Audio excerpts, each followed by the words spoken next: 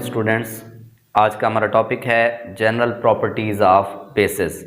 इस टॉपिक में हम बेसिस जो हैं उनकी फ़िज़िकल प्रॉपर्टीज़ को भी डिस्कस करेंगे और उनकी केमिकल प्रॉपर्टीज़ को भी जिक्र करेंगे। इस चैप्टर के शुरू में हमने फ़िज़िकल प्रॉपर्टीज़ को पढ़ा था बेसिस की, कि बेसिस जो हैं वो कौन सी फ़िज़िकल प्रॉपर्टीज़ ज़ाहिर करते हैं। उनमें से हमारे पास जो पहली प्रॉपर्टी है जो हमने पढ़ी थी कि जितने भी बेसिस होते हैं वो बिटर टेस्ट रखते हैं। उनका जायका कैसा होता है? ये कड़वे जायके के होते हैं। अगर हम इनको टेस्ट करते हैं तो इनका टेस्ट क्या होता है? बिटर होता है। ये कड़वा जायका रखते हैं और इसके अलावा ये स्लिपरी होते हैं। टच करें ना इनको तो फिसलन महसूस होती है, जैसे साबुन वगैरह है। ये हमारे पास पहली प्रॉपर्टी थी।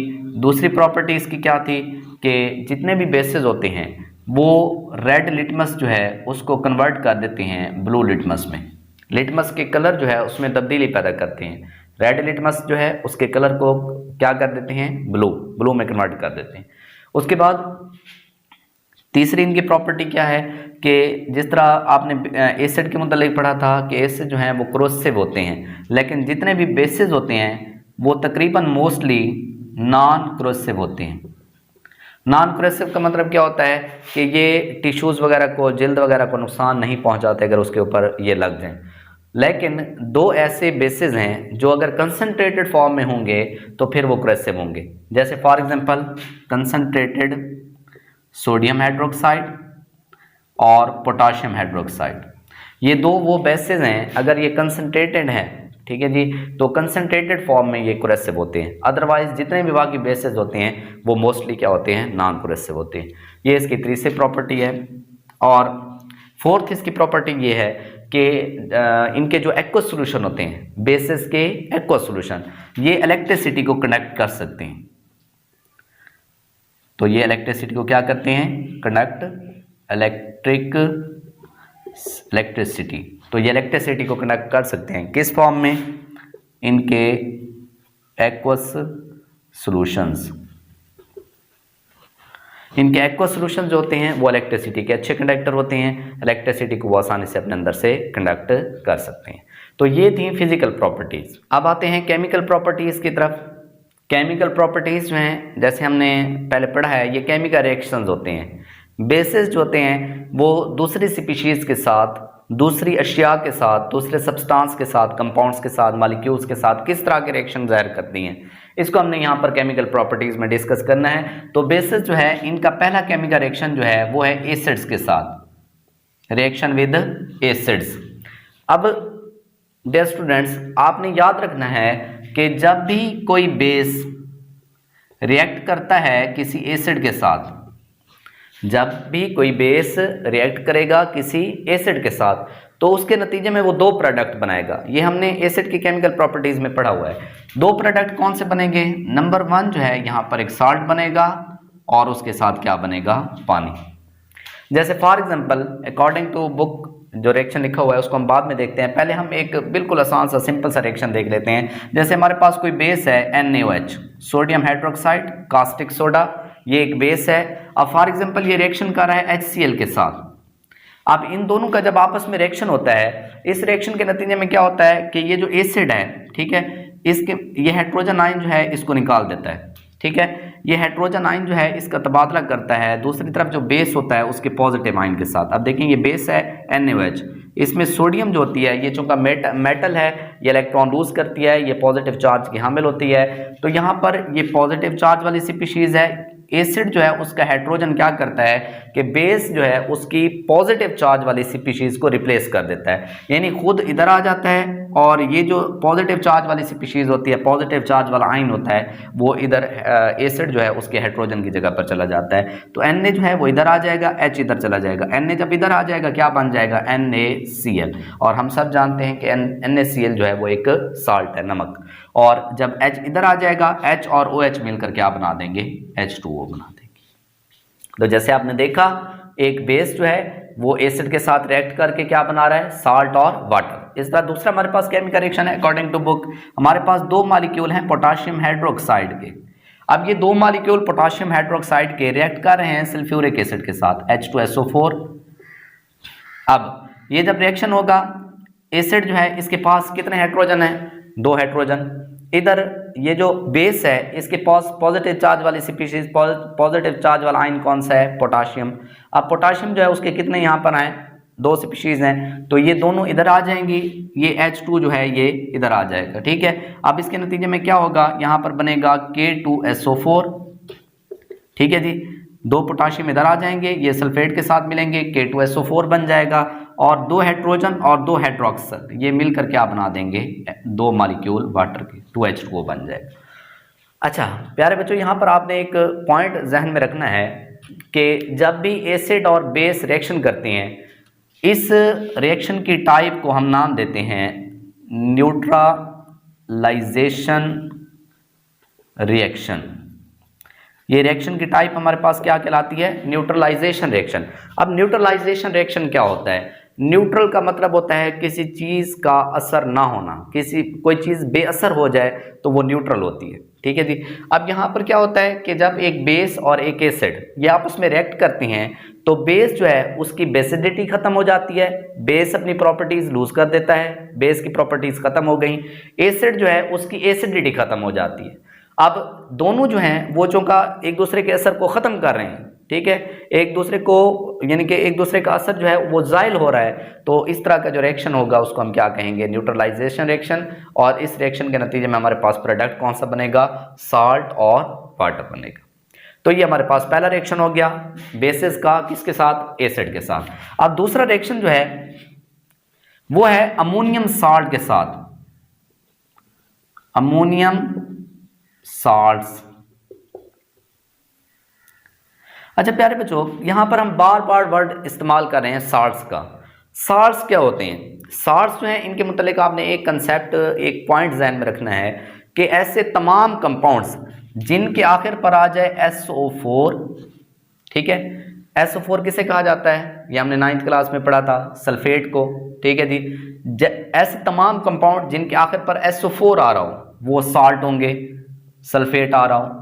अगर ऐसे कंपाउंड्स हैं जिनके फार्मूले के आखिर में, केमिकल फार्मूले के आखिर में NO3 आ रहा है, नाइट्रेट आ रहा है, तो वो भी साल्ट होंगे। पीछे कोई भी मेटल होगी इसके, ठीक है, जैसे फॉर एग्जांपल ये सल्फेट है, अगर यहाँ पर हम सोडियम लिख दें, ठीक है, तो ये सोडियम सल्फेट होगा।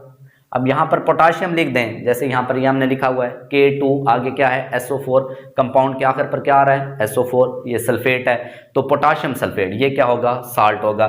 इस तरह ये नाइट्रेट है, नाइट्रेट के पीछे अगर हम Na लिख देते हैं, अब ये बन जाएगा NaNO3, सोडियम नाइट्रेट। तो ऐसे तमाम कंपाउंड जिनके आखिर पर सल्फेट है, नाइट्रेट है, या Cl आ जाए, क्लोराइड, ठीक है, तो क्लोरीन आ जाएगी, तो ऐसे कंपाउंड्स जो हैं वो क्या होंगे, साल्ट होंगे। जैसे फॉर एग्जांपल ये Cl है, इसके साथ मैं अगर Na लिख देता हूँ, मेटल लिख देता हूँ NaCl, अब ये क्या बन जाएगा, सोडियम, और नॉमेनक्लेचर में आखिर पर क्या आएगा, ये Cl को कैसे रिप्रेजेंट करेंगे, क्लोराइड की शक्ल में, तो सोडियम क्लोराइड। अब ये सोडियम क्लोराइड जो है ये क्या है, साल्ट है। अगर यहाँ पर आ जाए CaCl2, अब फिर भी इस कंपाउंड के आखिर पर क्या आ रहा है, Cl, तो ये क्या होगा, कैल्शियम क्लोराइड।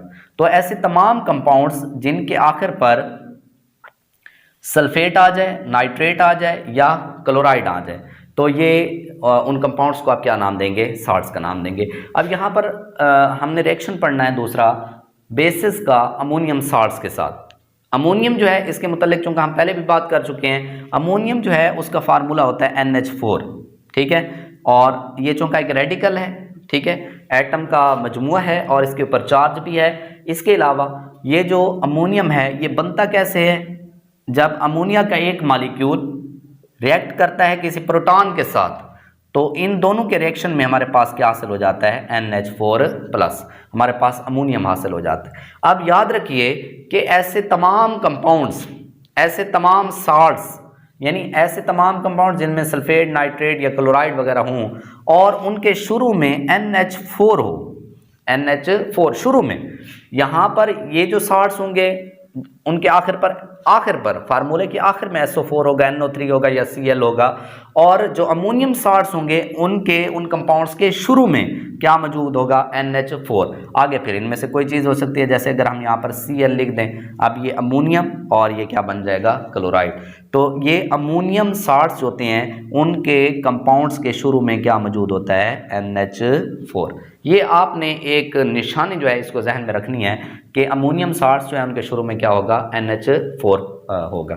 अब देखें अमोनियम साल्ट्स जो हैं इनके साथ रिएक्शन की नौइयत क्या होती है, ये भी हम देख लेते हैं। जैसे फॉर एग्जांपल हमारी बुक में उन्होंने रिएक्शन लिखा है, अमोनियम साल्ट्स जो हैं इनका रिएक्शन है सोडियम हाइड्रोक्साइड के साथ। अब देखें NH4 Cl, ये अमोनियम क्लोराइड है, अमोनियम का एक साल्ट है, इसका रिएक्शन हमने बेस के साथ कराना है। फॉर एग्जांपल ये हमारे पास एक बेस है सोडियम हाइड्रोक्साइड। अब क्या होगा कि जब इन दोनों का रिएक्शन होगा, ये बेस है और ये एक साल्ट है, इन दोनों के रिएक्शन के नतीजे में क्या होगा, आयंस का तबादला होगा। यानी जब रिएक्शन होगा आयंस एक दूसरे से अलग होंगे, फिर वो एक दूसरे के साथ रिप्लेस होंगे।